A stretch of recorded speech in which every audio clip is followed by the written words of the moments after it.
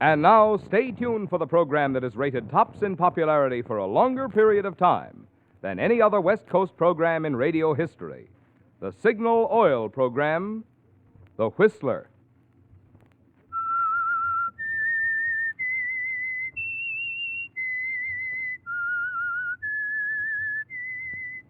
S-I-G-N-A-L.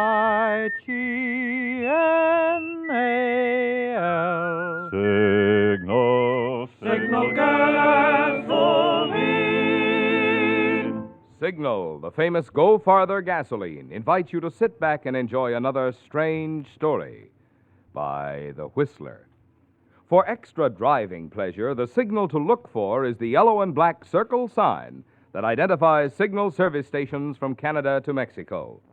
And for Sunday evening listening pleasure, the signal to listen for is this whistle that identifies the Signal Oil program, The Whistler.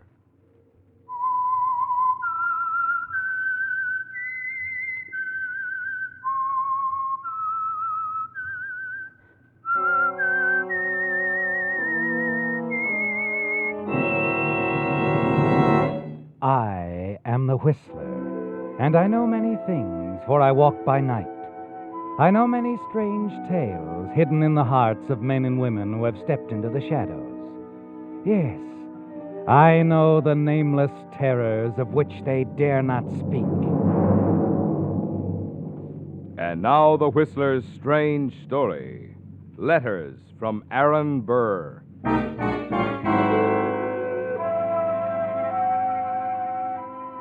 Beating down on the prison yard, the afternoon sun seemed to fade the grayness somehow, dwarf the height of the high walls.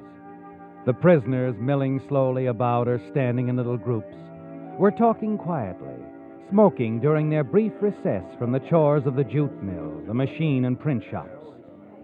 Yes, it was a let-up in the middle of the afternoon, an easing of pressure on both the men in confinement and the guards who watched them. And in a far corner of the yard, there was one man who actually felt happy, pleased with himself as he talked with an older companion. You know, Pop, it's still kind of hard to believe. I guess I won't believe it till I actually walk out of those gates. I envy you, son. Wish I hadn't pulled that last forgery. Figured it'd put me on my feet. But you figured wrong? Me, an artist who can duplicate anything. Ernie, I don't want to preach. Skip it, Pop, skip it. They I'll try to manage. help you, the prison officials, people outside, too, but it's still the same. $5, a blue serge suit, and a pat on the back. It might as well be a show. Sure. I like you, Ernie. You're all right. I want to make sure you stay out of here. So? So I'm asking you to do something. There's a place I want you to go. Somebody I want you to see. A Mrs. Alden. Mrs. Holden? She's a fine, wonderful old woman. Tries to help people. Lives just for that. You go see her tomorrow afternoon. Tell her I'm well. Talk to her. I'll talk to her, Pop. About you. And about yourself. If you need anything, well, she's prominent in the Community Aid Society. I'll see Mrs. Holden for you, but I'm not looking for any handouts. Oh, there she blows. Back to work. I'll see you later, Pop. I'll give you that address, Ernie. Mrs. Alden. Yeah, sure.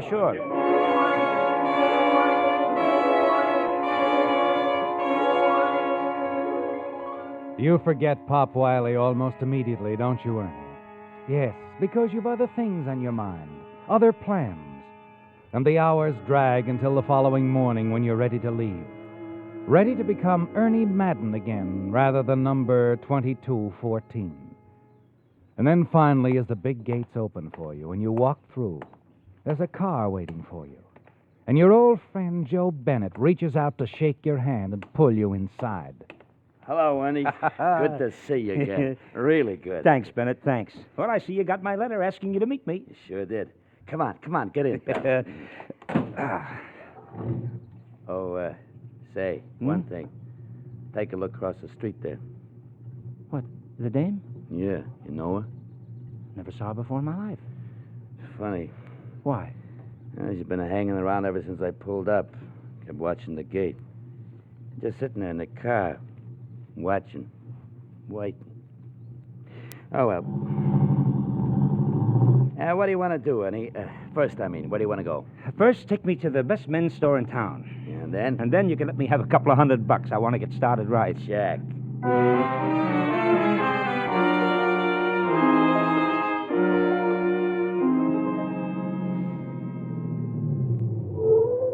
can't beat this place, Ernie, unless you want to go in for some tailored stuff. No. This'll do fine. I just want to get out of this blue serge, that's all. Yeah. Well, I'll see you later, Bennett. Thanks for the lift and the loan. Look, I'll go in with you and wait for you. Some of the boys want to see you. No, thanks. You go ahead. Tell the boys I'll look them up. Well, okay. Hey. Huh? Hey, wait a minute. Your friend. Hmm? The dame. She's still with us. See? Rosa Street. Well, so she is. Well, she won't know me when I come out of here, Bennett. Clothes make a new man. Yeah, I don't like it. You gotta find out what she's up to. Maybe I will, but not until I can make a better impression.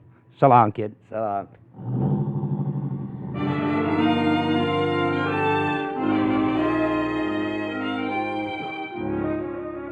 You enter the clothing store and buy the suit you've been dreaming about. Then you have to kill some time, don't you, Ernie, while the tailor in the clothing store makes some hurried alterations on your new suit. You walk across the street to a small bar. You're about to slide onto a stool when you see something in the mirror. The girl again, taking a booth only a few feet away. You turn and walk over to her. Something on your mind, honey? I beg your pardon. And I beg yours. Only I shouldn't. You've been following me, sweetheart, all morning, ever since I checked out of my, last hotel. If you'll sit down, I'll try to explain. I'm listening. But you didn't listen to Pop Wiley and go to see Mrs. Alden, did you? Oh, you know Pop. Mrs. Alden does. I work for her. Oh, sort of a watchdog to see that charity cases don't go astray? Not a watchdog. A social secretary. And not charity. No, just a helping hand. Oh, word. And what do you get out of it?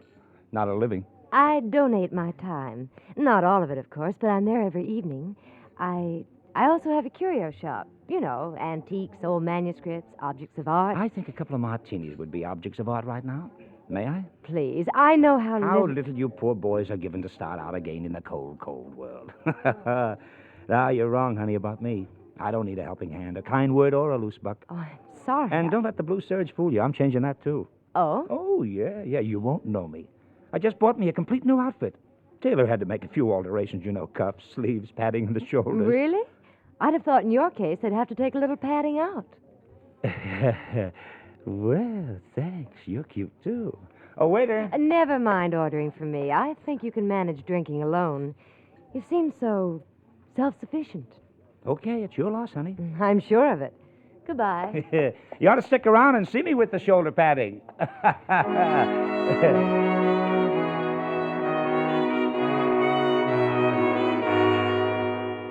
You return to the clothing store and change to your new suit. As you leave, you look around, half expecting to see the girl again. You feel better now, don't you, Ernie, with a new suit on? And it gives you a certain satisfaction to pay cash for it. Tell the tailor to throw your old one away or give it to charity. Half a block away, you stop. Turn as you see someone crossing the street. It's the girl again, isn't it? And she doesn't think you've seen her. You step back against a building and watch as she enters the store you just left. She comes out a few minutes later carrying something in a suit box. She crosses the street again, enters an alley. And that's when your curiosity takes over completely. You hurry after her. As she reaches her parked car, you see her take the blue serge suit, which you discarded from the box. A moment later, she tears at the lining with a nail file and takes something out. Oh. Hello, honey. What do you want? What do you got? From the suit, I mean. My suit. You threw it away. The clerk said you didn't want it. But you did, huh? Why, for charity? A less fortunate case, maybe? Yes, that's it. No, that isn't it. Let me see No, that. give me that. It's nothing you... It's, some sort of a letter. Signed by... Huh? Aaron Burr. It's just a joke. On who? Not Aaron Burr. No. Hey, wait a minute, honey. An old letter smuggled out of the pen in my suit. Why? Please, give it to me. I give it. Pop Wiley, the forgery artist. He's still at it. No, that isn't true. It's the letter that isn't true, honey. Just a clever forgery, huh? And say, it's pretty clever how you managed to smuggle the stuff out of there. On the backs of the poor unfortunates. All right. So what are you going to do about it? Go to the police? Me? Honey, I never want to see another cop. Say, this paper is special parchment, isn't it? That's right. Properly aged in the right texture, no doubt. How did you get it to the old boy in the first place? If you must know, it was smuggled into the prison tailor shop where he works, Oh? in the bolts of cloth. You know, that's pretty neat, Miss Fenton. Louise Fenton. Fenton. Fenton and Madden. No. Madden and Fenton. Well, that sounds kind of nice. Partner? Well, what's so funny? It's going to be a short partnership, Mr. Madden. This is the last letter. Oh? What's the matter? Pop's good old right hand getting shaky? No, but the sale of items like this is. The last one, huh? So, how much do I get? Half? Half? Oh, I should say about $5,000. 5,000, huh? Well, not bad at all. And now, partner, will you give me the letter so I can make arrangements for its sale? With pleasure. Oh, and when and where do I pick up my dividend? I'll have it for you. Where are you staying? Well, the California Hotel, probably. I'll bring it to you there tomorrow. Good. And, partner, Yes. don't get any ideas like this Aaron Burr guy had. I mean, pulling a fastie, shall we say? Don't worry. Oh, but I will.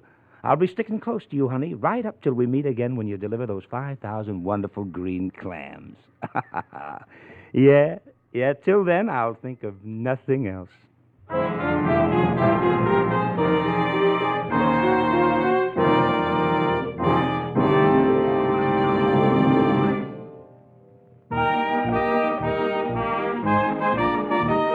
Tonight's $20 Signal gasoline book goes to Clara E. Chestnut of Berkeley, California, for this limerick. A thrill-seeking driver named Pruitt was told Signal gasoline would do it. So Pruitt did try it, and on this new diet, his old car took wing and he flew it. Signal, signal, signal gasoline. Your car will go farther gasoline. Maybe your car won't actually take wing like that of the driver in the limerick when you switch to Signal. But you will experience the next best thing to flying when you feel Signal's swift, sure pickup. Signal's smooth, effortless power. For in gasoline, pleasure-packed performance just naturally goes hand in hand with good mileage. If you want to be sure of getting both, then the next time your gas tank gets thirsty, be sure you get Signal, the famous Go Farther gasoline.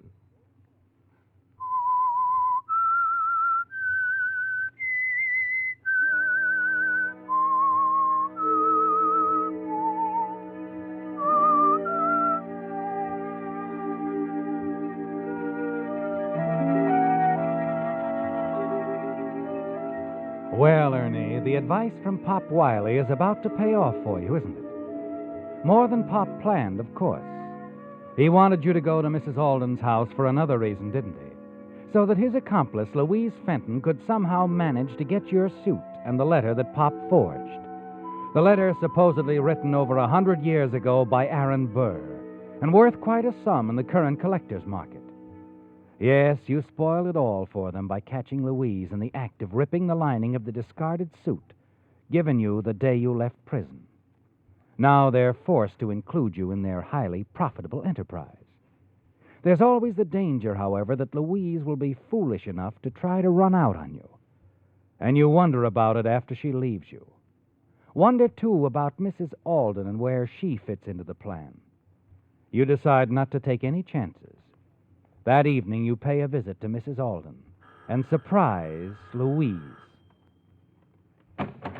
You! I thought Sorry, honey, I got lonesome. Wanted to talk some more. You shouldn't have come here. Why not? This is where Pop told me to come in the first place, to see Mrs. Alden. She's upstairs, asleep.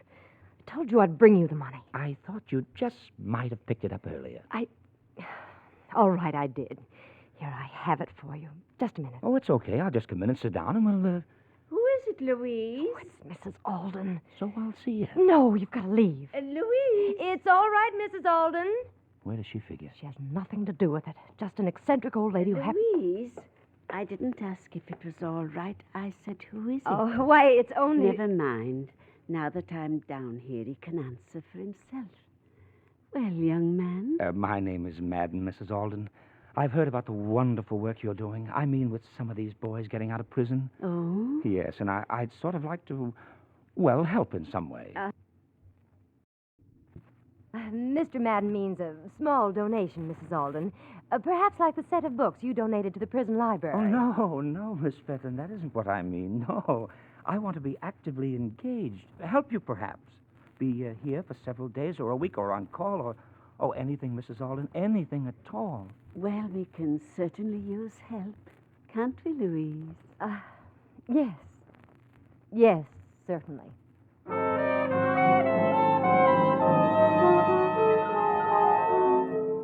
Yes, Ernie, your services are welcome to Mrs. Alden. Not to Louise, of course. But that isn't important. All that matters is that you're near her. She gives you your share of the money for the sale of the letter. Despite what she told you, you decide to remain on hand for any word that might indicate future possibilities in the transactions between Louise and Pop Wiley. It comes sooner than you expected. When a few days later you drop in at Louise's curio shop, hear her in a telephone conversation. That's right, Mr. Slagle. I'll have the Aaron Burr letter for you Tuesday evening. What's that? Oh, yes, of course. You'll have the money. Yes, my price is $25,000. All right, Tuesday. Tuesday. That's all you need to hear. Louise Fenton lied to you, didn't she, Ernie? There is another letter, and you know just how it will be smuggled out of prison.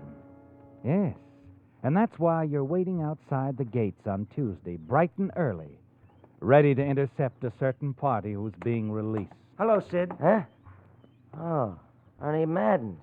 What are you doing around here? Oh, I just came by to see you. Me? Yeah. I'm tied in with a new outfit now. So long, kid. Hey, wait a minute. This is legit. Yeah? Sure. I'm working with the Community Aid Society. An old lady named Mrs. Alden runs it. Oh, her? Yeah. Mm-hmm. Yeah, Pop made me promise that I'd see her, but I changed my mind. I don't want her charity. Oh, all right. You don't have to talk to her if you don't want to. But she gave me the dough for a suit for you. Yeah? Well, what's wrong with the one I got on? Okay, so it ain't the last word. Look, I'll see you around, huh? All right, if you feel that way about it. Well, come on, if you're going into town, I'll give you a lift. I got a car down the block. It's a free ride, if you don't mind. A ride I can use.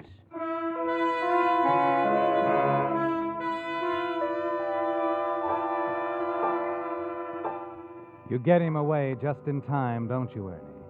Because as you round the corner, you see Louise's car pull up to the prison gate. You drive off before she can follow. Now you're alone with Sid. And you know it's not going to be easy getting him to part with his prison issue, the serge suit. A suit that's worth $25,000 because of the letter hidden in the shoulder padding. You've made up your mind, haven't you, Ernie? Yes, you're going to stay close to Sid in that suit he's wearing. And you do in the hours that follow. As you drive him several places while he tries to find a girl he used to know. Late that afternoon, he wants to make another call in hopes of reaching her. You let Sid off at a drugstore and find a parking place just around the corner. You light a cigarette, sit back, and wait for Sid to return. You've got to get that suit from him. And the letter that you're certain is hidden in the shoulder padding. Yes, but how, Ernie? He gives you enough time to think it over clearly and decide what you must do. Quickly, you step around to the back of the car, the baggage compartment. Your hand closes over the heavy wrench. You slip it into your pocket. You'll just have to take Sid for a little ride in the country if you're going to get that letter, won't you, Ernie? You're just easing in behind the wheel again when Sid joins you. No, Ernie, she still don't answer. Ah, that's tough. Say, how about a little ride out? Ernie, I've been thinking about seeing my girl and everything. That offer you made me this morning, still good? You mean about the new suit? Yeah. Sure. So a nice old lady wants to buy me a classy outfit. So what's wrong with it, huh? It makes her happy. What I got against making an old lady happy? Now you're talking, Sid. So I let her buy me a suit. Sure, it's a smart thing to do. Sid, this is probably the smartest move you ever made. Huh? Skip it, kid, skip it.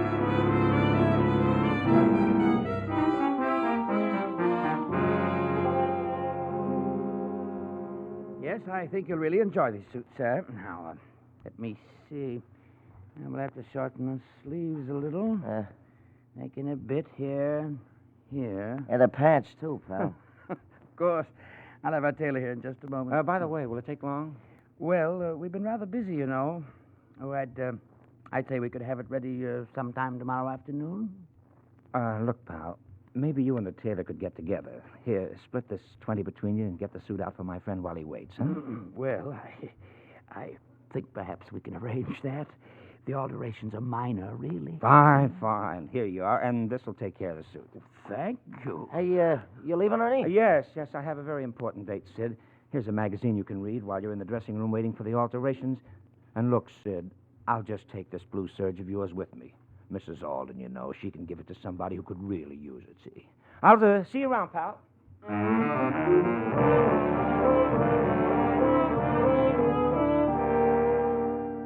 Back at your hotel room, you rip open the suit coat. And there it is, Ernie. Neatly concealed in the shoulder padding, the letter from Aaron Burr. The letter that you're sure is a forgery from the skilled pen of Pop Wiley. And it will bring you $25,000.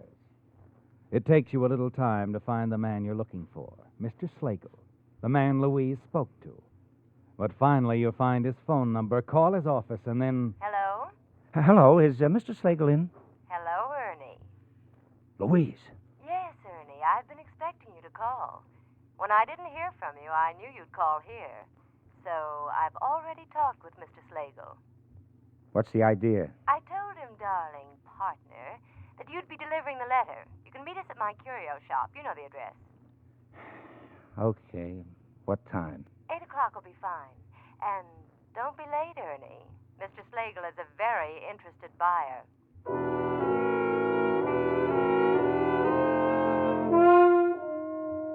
Well, Ernie, Louise has outguessed you, hasn't she?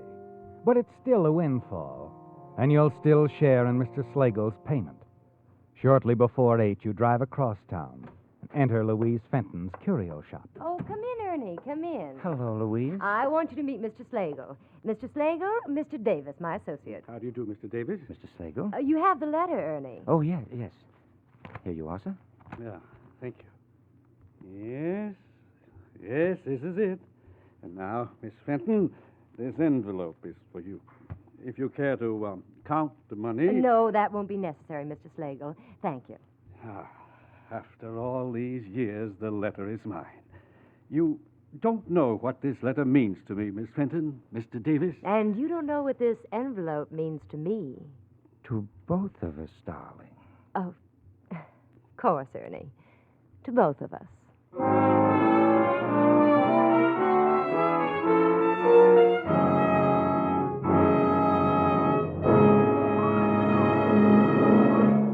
When you buy an automobile battery, you want three things. You want power for quick starts, you want trouble-free long life, and you want economy. You get all three of these things and more of them in the new Signal Deluxe battery.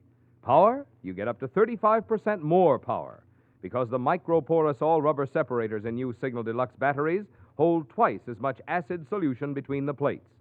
Long life, Signal's written guarantee for a full 30 months on a service basis assures you extra long trouble-free performance.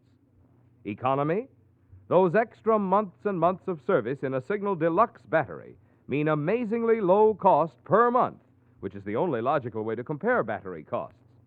What's more, you can now get a generous trade-in allowance for your old battery at Signal service stations, plus liberal credit terms. So before you buy any battery, see your Signal dealer. Let facts and figures prove that you get today's best battery buy where you fill up with the famous Go Farther gasoline at a Signal service station.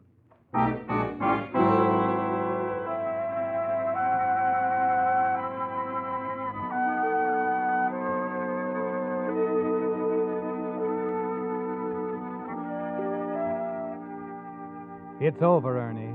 You've sold the Aaron Burr letter to Mr. Slagle, and he's given you and Louise the $25,000. It's fantastic, isn't it? How you unknowingly brought the first letter out of prison in the suit they gave you on the day of your parole. How you discovered the clever plot between Louise Fenton and old Pop Wiley, the imprisoned forger. But Louise caught on to you when you intercepted the second letter, unwittingly smuggled out by Sid Nolan.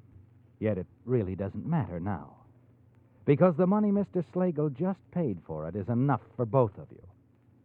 You smile as Mr. Slagle leaves the shop. But as he does, someone else enters. Hello, Madden. Huh? Oh, hello, Solari. Well, what do you want? A word. In private, if you'd rather. No, it's okay. Miss Fenton? Lieutenant Solari, Police How do you Department. do? How do you do, miss? Well, all right. What brings you around here, Lieutenant? Sid Nolan. The two of you got pretty chummy today. Spent an awful lot of time together. You ought to know we don't like a couple of parolees palling around. Well, okay. I was just doing him a favor. All right, that's fine. I just thought I'd come around and warn you. Better break it up. Sure. Don't worry. Anything else? No, nothing else. Oh, Miss Fenton, Mr. Davis. Slagle. Pardon me for interrupting. I just wanted to say if you ever run across any more Aaron Burr originals, Yes, of course. I'll pay a good price. Pardon me, Mr. Slagle, Augustus Slagle. You are a collector, too? Oh, of sorts. Then you'll be interested in this letter I just purchased from Miss Fenton and Mr. Davis. A letter by Aaron Burr. Here, look. Mm-hmm. Sure this is the real thing? Real? Why, of course. I know it is. Why do you ask? I was just wondering. Your Mr. Davis here isn't really Mr. Davis at all. His name's Ernie Madden. Got out of state prison just a week ago. What? Yeah. And he's a good friend of Pop Wiley's. Maybe you heard of Pop.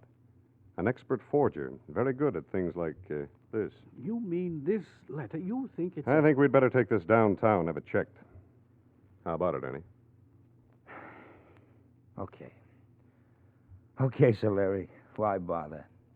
It's a phony, sure, just like all the others. Ernie. Look, sweetheart, look. When you're caught cold, it's no use, I know. Yeah. You know, don't you, Ernie? Okay, let's go, the both of you. Ernie, you stupid fool. Now there'll be an investigation. They'll find out about the other letters I've sold, the forgeries. They've got us dead to rights. When they check this letter... They'll find it's not a forgery. Pop Wiley had to have something to work from, so I bought the original Aaron Burr letter and sent it to him. And that was it. The one we just sold to Mr. Slagle.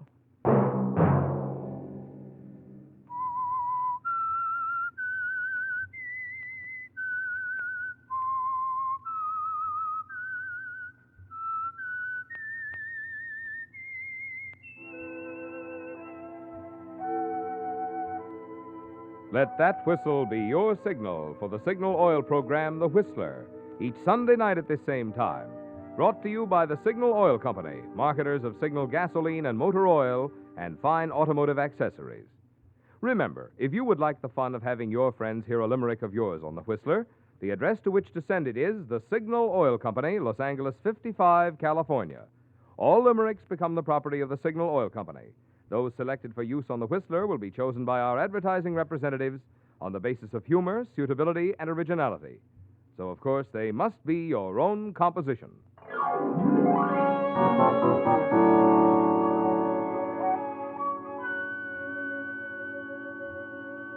Featured in tonight's story were Wally Mayer and Doris Singleton.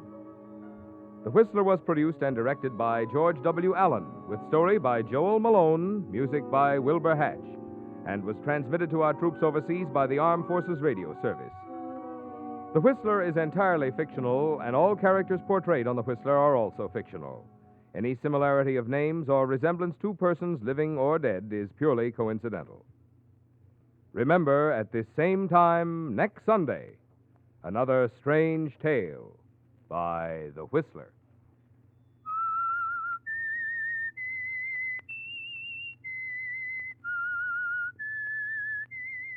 S-I-G-N-A-L